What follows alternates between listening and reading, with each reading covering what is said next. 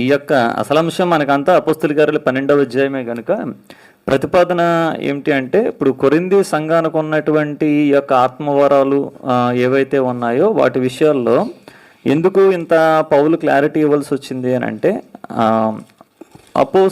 ఈ యొక్క కొరింథీలో ఉన్నటువంటి సంఘంలో ఉన్నటువంటి వారందరూ కూడా మొదటి కొరింథీ పత్రిక మొదటి అధ్యాయం 5 నుంచి 7 వచనాల మధ్యలో ఉన్నటువంటి సారాంశం చూడగలిగితే, మొదటి కొరింథీ పత్రిక మొదటి అధ్యాయం 5 నుంచి మనం కొన్ని వచనాలు చదివితే, క్రీస్తుని గూర్చిన సాక్ష్యము మీలో స్థిరపరచబడినందున ఆయన యందు మీరు ప్రతి విషయములోను అనగా సమస్త ఉపదేశములోను సమస్త జ్ఞానములోను ఐశ్వర్యవంతులైతిరి గనుక ఏ కృపావరమునందును లోపము లేక మీరు మన ప్రభు అయిన యేసుక్రీస్తు ప్రత్యక్షత కొరకు ఎదురు చూచుచూ ఉన్నారు. కనుక యేసుక్రీస్తును గురించినటువంటి సాక్ష్యము వారిలో స్థిరపరచబడినందున అన్నాడు. యేసుక్రీస్తును గురించినటువంటి సాక్ష్యం ఏంటంటే, ప్రకటన గ్రంథం 19వ అధ్యాయం 10వ వచనంలో మనం చూడగలిగితే, యేసును గురించిన సాక్ష్యము ప్రవచన సారమని నాతో చెప్పును అంటాడు. అంటే ప్రవచన సారము అనగా అక్కడ ప్రవచన ఆత్మ అంటాడు. అంటే పాత నిబంధన కాలంలో ప్రవక్తలందరూ కూడా ప్రవచించినటువంటిది దేవుని యొక్క ఆత్మ మూలంగా వారు ప్రవచించారు. కానీ క్రొత్త నిబంధన సంఘములో ఏంటంటే, పరిశుద్ధాత్మ అందరి మీదకి కుమ్మరించబడుట ద్వారా అక్కడ అపోస్తుల కార్యాలు 2వ అధ్యాయంలో మనము యోవేలు యొక్క ప్రవచనం ప్రకారంగా 17వ వచనంలో, అంత్య దినములు యందు నేను మనుషులు అందరి మీద నా ఆత్మను కుమ్మరించేదను, మీ కుమారులు మీ కుమార్తెలను ప్రవచించెదరు, మీ యవనులు దర్శనములు కలుగును, మీ వృద్ధులు కలలు కందురు. ఆ దినముల్లో నా దాసుల మీదను నా దాసురాండ్ర మీదను నా ఆత్మను కుమ్మరించెదను గనుక వారందరూ ప్రవచించెదరు. కనుక అంత్య దినములు అనేటువంటిది చాలా ఇంపార్టెంట్. ఎందుకొరకనంటే, అంత్య దినములు ఎంతున్నటువంటి మనుషులు అందరి మీద దేవుని ఆత్మను కుమ్మరిస్తాను అన్నాడు. కుమ్మరిచ్చినప్పుడు వారి మీదకి వచ్చినటువంటి ఆత్మ మూలముగా, ప్రవక్తల మీదకి వచ్చినటువంటి ఆత్మ మూలముగా వారు ఎలాగైతే ప్రవచించారో, అలాగే అంత్య దినములు యందు మనుషుల మీదకి వచ్చినటువంటి ఆత్మ మూలముగా కూడా ప్రవచిస్తారు. అయితే ప్రవచనాల్లో 2 రకాలు. ఏంటంటే, యేసుక్రీస్తును గురించి ప్రవచించినటువంటి ప్రవక్తల యొక్క ప్రవచనాలు ఒకటైతే, క్రొత్త నిబంధన సంఘములో పరిశుద్ధాత్మ పొందుట ద్వారా ప్రవచించేటువంటి ప్రవచనాలు వేరు. ఏంటంటే, ఈ ప్రవచనాలు సంఘమునకు క్షేమాభివృద్ధి కలుగు చేసేటువంటి ప్రవచనాలు ఇవి. ఇది యేసుక్రీస్తు వారి యొక్క జనన మరణ పునరుద్ధాన రాకడ వీటిని గురించినటువంటి ప్రవచనాలు కాదు ఇవి. కరువు వస్తుందని ఆ కాలంలో అగావు ప్రకటించినటువంటి ప్రవచనం కానీ, లేదంటే సంఘములో కొన్నిసార్లు ఏవో కొన్ని ప్రవచనాలు ఉన్నటువంటి సంఘంతో మాట్లాడడం కానీ, ఈ ప్రవచనాలన్నీ కూడా సంఘానికి క్షేమాభివృద్ధిని కలుగు చేస్తుంది ఇది. కనుక ఈ ప్రవచనాలను పట్టుకుని మనము ఆ ప్రవచనాలతో మనం కలిపి ముడిపెడితే ఏమవుతుంది అని అంటే, అక్కడ కొంచెం మనకి ఇబ్బంది అవుతుంది. ప్రవచన వరము ఆగిపోయింది అని అంటే, ఒకవేళ లేదంటే ఇంకే వరాలైనా ఆగిపోయి అని అంటే, మరి ఇంకా రాకడను గురించినటువంటి ఇంకా ప్రవచనాలు ఇంకా ఉన్నాయి, నెరవేరవలసినటువంటి ప్రవచనాలు ఉన్నాయి. ఇక్కడ మనం చూస్తున్నప్పుడు అంత్య దినములు యందు, ఇప్పుడు అంత్య దినములు కాకుండా వేరే దినాల్లోనికి ఏమైనా మనం వచ్చామా? ఇప్పుడు మనం ఉంటున్నటువంటి దినాలు ఏంటి? ఒకవేళ అంత్య దినములు యందు దేవుని ఆత్మ కుమ్మరించబడినప్పుడు ఇదిగో మనుషులు అందరూ కూడా ప్రవచిస్తారు, కుమారులు కుమార్తెలు వాళ్ళందరూ కూడా ప్రవచిస్తారు అన్నాడు. ఇప్పుడు మనం ఉంటున్నటువంటి కాలం ఏంటో దినాలేంటో అనేది కూడా స్పష్టత ఇవ్వాలి.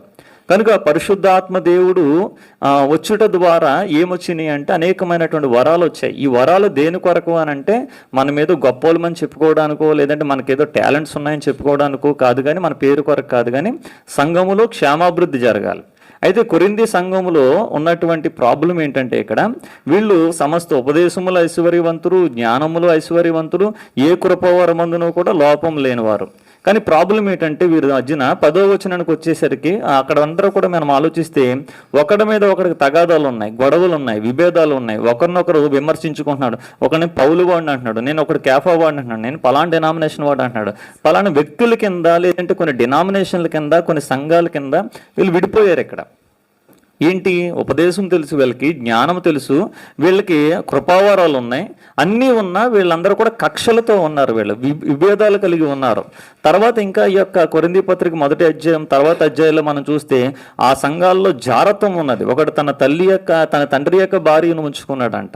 మరికొంత మనం ముందుకు వెళ్ళి చూడగలిగితే 10వ అధ్యాయంలో వారు ప్రభు బల్ల ఎత్తుకు వస్తున్నారు, కానీ ప్రభు బల్లలో భోజనం చేస్తున్నారు, కానీ ఒకరికి ఒకరి ప్రేమ లేదు, ఒకరంటే ఒకరు క్షమించుకునే హృదయం లేదు, వారు సొంతంగా వారు వారు భోజనం చేయుచున్నారు కానీ వారికి ఏ విధమైనటువంటి ప్రభు బలలో పాలు పంపులు పొందుతున్నప్పుడు మనం అందరమును కూడా ఒక్క శరీరంలో అవయవులం కదా, ఈ అవయవములుగా ఉన్నటువంటి మనం ఒకరితో ఒకరు ఏకీభవించుకోవాలి కదా, ఒకరినొకరు ప్రేమించుకోవాలి కదా అనేటువంటి ఆలోచన లేకుండా కొరింథీ సంఘములో ఉన్నటువంటి ఈ యొక్క విశ్వాసులు వీరి గురించి పౌలు ఎక్కడ ప్రారంభించాడు అని అంటే 12వ అధ్యాయంలో చెప్పడం ప్రారంభించాడు. ఏమని ప్రారంభించాడు? ఇదిగో మీకు ఉపదేశం లేక కాదు, జ్ఞానం లేక కాదు, లేదంటే కృపావరాలు లేక కాదు, మీరందరూ కూడా అన్నీ ఉన్నాయి, మీకు సమృద్ధిగా అన్నీ ఉన్నాయి. ఈ అన్నీ ఉన్న దేవుడు ఎందుకు ఇచ్చాడంటే సంఘం క్షేమాభివృద్ధిని అందడానికి ఇచ్చాడు. కానీ ఇక్కడ జరుగుతున్న విషయం ఏంటంటే మీరు ఒకరితో ఒకరు కక్షలు, గొడవలు, తగాదాలు, లేదంటే జారత్వము, పాపము ఇవన్నీ జరుగుతున్నాయి.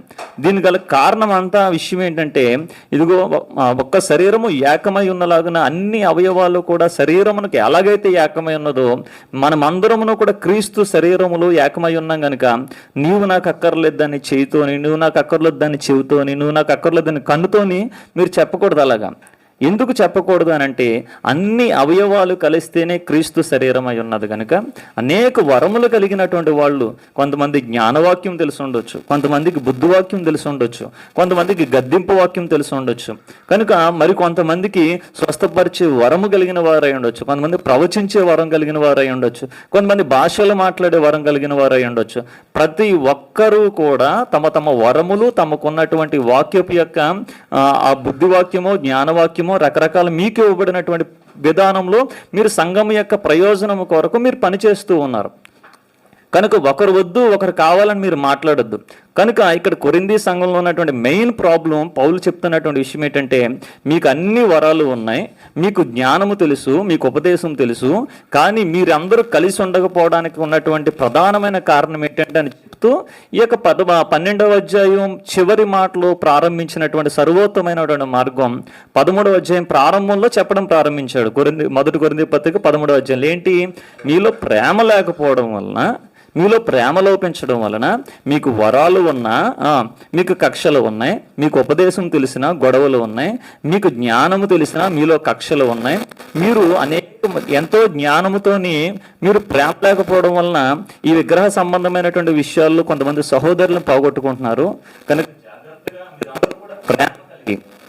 మీరందరూ కూడా ప్రేమ కలిగి ఉంటే ఈ యొక్క క్రీస్తు శరీరములో ఒకరినొకరు ప్రేమించుకుని ఈ యొక్క ప్రేమైక్య ఈ యొక్క వేదికలో మనమందరమును కూడా మనకున్నటువంటి వరముల చేత మనమందరమును కూడా దేవుని రాజ్యంను కట్టగలుగుతాం. ఎందుకు వరాలు, ఈ సూచక్రియలు, అద్భుతాలు ఇప్పుడే జరిగినాయి అంటే కాదు. ఇవెప్పుడు ఐగుప్తులో ఉన్నప్పుడు మోషే చేశాడు అద్భుతాలు సూచక్రియలు, ఏలియా చేశాడు, ప్రవక్తలు చేశారు. వీళ్ళందరూ కూడా అద్భుతాలు సూచక్రియలు చేసినాయి. ఇదేదో పరిశుద్ధాత్మ దేవుడు వచ్చిన తర్వాత జరుగుతున్నాయి మాత్రమే అని కాదు. పరిశుద్ధాత్మ దేవుడు వచ్చిన తర్వాత కొంతమంది ప్రవక్తలు లేదంటే గొప్ప మోషే లాంటి వాళ్ళు చేసినటువంటివి ఈ రోజున సామాన్యులు కూడా చేస్తున్నారు. సంఘములో దేవుడు వారిని కూడా దేవుని యొక్క పరిచర్య కొరకు వాడుకుంటున్నాడు.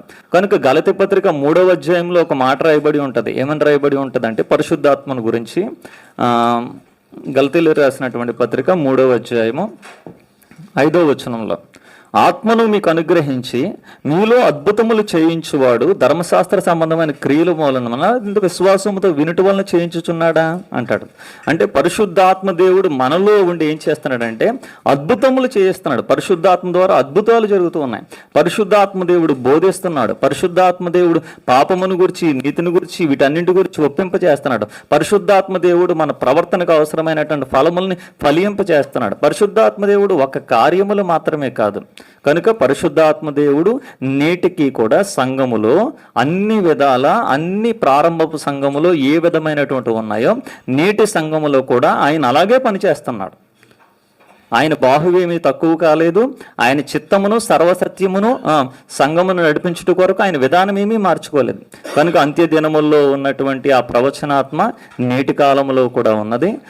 ఆ స్వస్థత వరములు ఇవన్నీ దేని కొరకంటే అన్యజనులలో ఉన్నటువంటి ప్రజలని సంఘములోనికి నడిపించుట కొరకు దేవుడు జరిగిస్తున్నటువంటి కార్యాలు.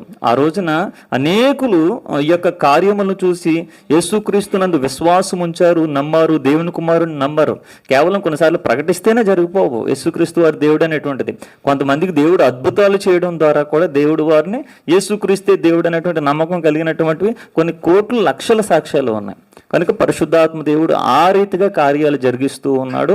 ఈ నేటి దినాల్లో కూడా దేవుని యొక్క ఆత్మ అలాంటి కార్యాలే జరిగిస్తున్నాడు. కనుక మరి పరిశుద్ధాత్మ దేవుని యొక్క కార్యములు, ఆత్మవరములు నేటికి ఉన్నాయి అనేటువంటిది 100% నేను పరిశుద్ధ వాక్యం ప్రకారంగా నమ్ముతూ ఉన్నాను.